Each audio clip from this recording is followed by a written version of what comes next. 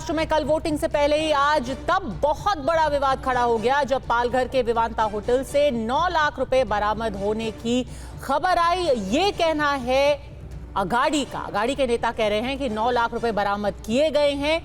ये हंगामा इसलिए बढ़ गया क्योंकि जिस कमरा नंबर 406 से ये नोट बरामद हुए उसी कमरे के बगल के रूम नंबर 405 में बीजेपी के महासचिव विनोद तावड़े मौजूद थे। दरअसल विनोद तावड़े और स्थानीय नेता राजन नायक होटल पहुंचे थे। इस दौरान बहुजन विकास अघाड़ी यानी कि बीवीए के कार्यकर्ताओं ने और उनके मौजूदा विधायक वहां पहुंचे और उन सब ने मिलकर के विनोद तावड़े को घेर लिया। बीजेपी और बहुजन विकास अघाड़ी के कार्यकर्ताओं में जमकर हंगामा हुआ। राजन नायक बीजेपी के नालासोपारा विरार सीट से उम्मीदवार हैं। उनके सामने बहुजन विकास अघाड़ी ने क्षितिज ठाकुर को उतारा है। क्षितिज ठाकुर ने आरोप लगाया कि तावड़े ने 5 करोड़ रुपए तक बांटे हैं और इसकी जानकारी वहां मिली डायरी और लैपटॉप में भी मौजूद है। इस हंगामे के बाद एक प्रेस कॉन्फ्रेंस करने की भी कोशिश की गई, लेकिन चुनाव आयोग ने ऐन मौके पर उस प्रेस कॉन्फ्रेंस को रोक लिया। इधर विनोद तावड़े और भारतीय जनता पार्टी ने कहा है कि ये पूरी तरीके से ड्रामा किया गया है। ना वहां पे कोई डायरी थी जिसमें किसी पैसे की बात की गई और ना ही एक भी पैसा बांटा गया। नालासोपारा विधानसभा चुनाव क्षेत्र में कार्यकर्ताओं की बैठक चल रही थी। वहां पर चुनाव के दिन की जो आचार संहिता होती है कि जो वोटिंग मशीन है उस पर सील कैसे लगना है, सील आखिर में कैसे होना है, ऑब्जेक्शन अगर लेना है तो क्या करना होता है, ऐसी जो हम 12 बातें बताते हैं वो बताने के लिए मैं पहुंच जाता हूँ।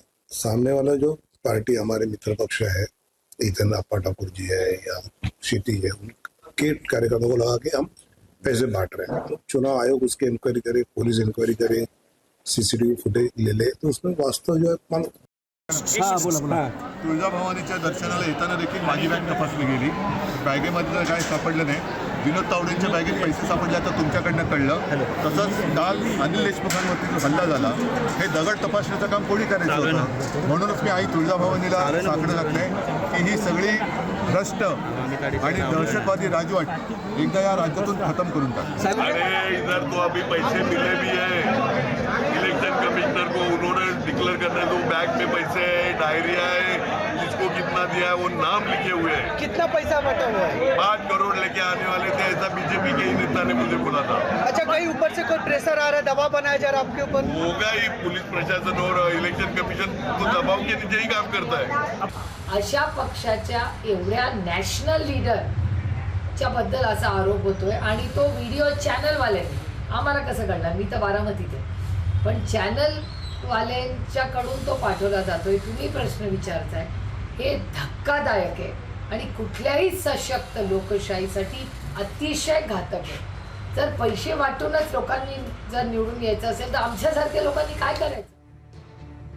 एक तरफ पैसे बंटने की बात हो रही है तो दूसरी तरफ वोट के धर्मयुद्ध को लेकर भी बहस छिड़ी हुई है। सबसे ताजा कड़ी इसमें तब जुड़ गई जब समाजवादी पार्टी के नेता और अभी इस चुनाव के कैंडिडेट अबू आजमी ने मुफ्ती सलमान अजहरी से पहले वो मिलने गए, वोट के लिए मदद मांगी और फिर खुद ही उस वीडियो को पोस्ट भी कर दिया। वो सलमान अजहरी जो कि जूनागढ़ में हेट स्पीच के चलते गिरफ्तार हो चुके हैं और 8 महीने जेल में भी रहे। इससे पहले 14 नवंबर को आपको याद होगा all India Muslim personal law board के प्रवक्ता ने प्रेस कॉन्फ्रेंस करके अघाड़ी को समर्थन का ऐलान किया था। उससे पहले 9 नवंबर को 17 शर्तों पर महाराष्ट्र में उलेमा काउंसिल ने अघाड़ी को समर्थन किया था। उससे 2 दिन पहले 7 नवंबर को एक मस्जिद में एक मीटिंग का वीडियो सामने आया था जिसमें उद्धव घुटके, एक विधायक और एक एमएलसी उलेमा और हाफिज के साथ बैठक करते हुए दिखाई दिए थे। कैसे तशरीफ लाना हुआ? देखिए, मैं कई दिनों से सोच रहा था कि आपसे मुलाकात करूं। जब आपके तो केसेस हुए तो हम लोग बहुत फिक्र में थे और आप आए तो मुझे मुलाकात करने को बहुत दिल था और अभी इलेक्शन भी है। जी जी, तो मैं तो खास तौर से अभी तो आया कि आप मुझे दुआ कीजिए कि मैं इस इलेक्शन में चौथी बार लड़ रहा हूँ इलेक्शन। अच्छा, और इस इलेक्शन में मुझे कामयाबी मिले क्योंकि मैंने आपसे दुआ करा दूँगा। बिल्कुल, अल्लाह ताला कामयाबी अता फरमाए।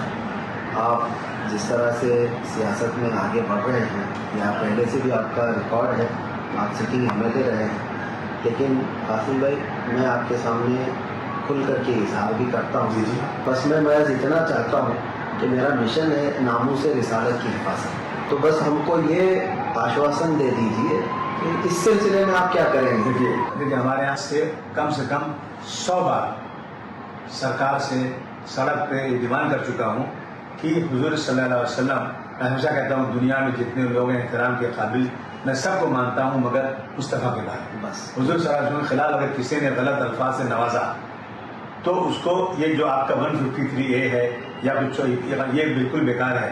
कम से कम उस पर आप UAPA लगाइए। एक तरफ नोट कांड, दूसरी तरफ एक धर्म युद्ध सा छिड़ गया है और भारतीय जनता पार्टी ने तो ये भी कहा कि आज पैसे बांटने का इल्जाम अघाड़ी सिर्फ इसलिए लगा रही है क्योंकि उससे सवाल पूछे जा रहे हैं कि क्या वो अब मुफ्ती और उलेमाओं के सामने जा करके वोट की गुहार लगा रहे हैं। महाराष्ट्र वोट के धर्म युद्ध को लेकर छिड़ी बहस के बाद अब अबू आजमी सामने आए और अपनी सफाई में कहा कि बीजेपी साधु संतों से समर्थन ले रही है तो ठीक है, लेकिन हम किसी से मिले तो सवाल क्यों उठ जाता है। बीजेपी ने कहा वोट के लिए ये महज एक गंदी राजनीति है और जब सवाल पूछे जाए तो ध्यान भटकाने के लिए पैसे, डायरी, इस सब की बात की जाती है। कोई गलत नहीं बोला। ऐसे आदमी को मौलाना अजहरी को जबरदस्ती जेल में डाला गया था। सुप्रीम कोर्ट ने कहा कोई हेट स्पीच नहीं थी। ये लोग रोज है ना हेट स्पीच कर रहे हैं। लोग साधु संतों के पास बैठ करके वोट मांग रहे हैं, ये दूसरों को बात करते हैं। कोई गलती नहीं मौलाना साहब की है। उनकी मांग थी कि हुजूर सल्लल्लाहु अलैहि वसल्लम के खिलाफ कोई बोले तो आप क्या करोगे। हमने कहा हम उस पर UAPA लगवाने की बात कर रहे हैं। तमाम धर्मों के खिलाफ किसी के खिलाफ कोई अपमानित बात करेगा तो उस पर UAPA लगना चाहिए। अबू आजमी जो उद्धव जी के घर गए थे, जो MVA का हिस्सा है, वो मुफ्ती सलमान से दुआ ले रहे हैं। ये वही मुफ्ती सलमान है जो कहता है कि गजवाए हिंद होगा। ये वही मुफ्ती सलमान है जिसको गिरफ्तार किया गया था हेट स्पीच के लिए। उनके समर्थन की अपेक्षा MVA कर रहा है। सोचिए, सज्जाद नोमानी से लेकर 180 मुस्लिम तंजीम और मुफ्ती सलमान की ये जो बातें हैं, इसका समर्थन खुलेआम MVA कर रही है। एक रहेंगे, सेफ रहेंगे तो सांप्रदायिक है, पर वोट जिहाद के नारे और फतवे ये एकदम सेकुलर है।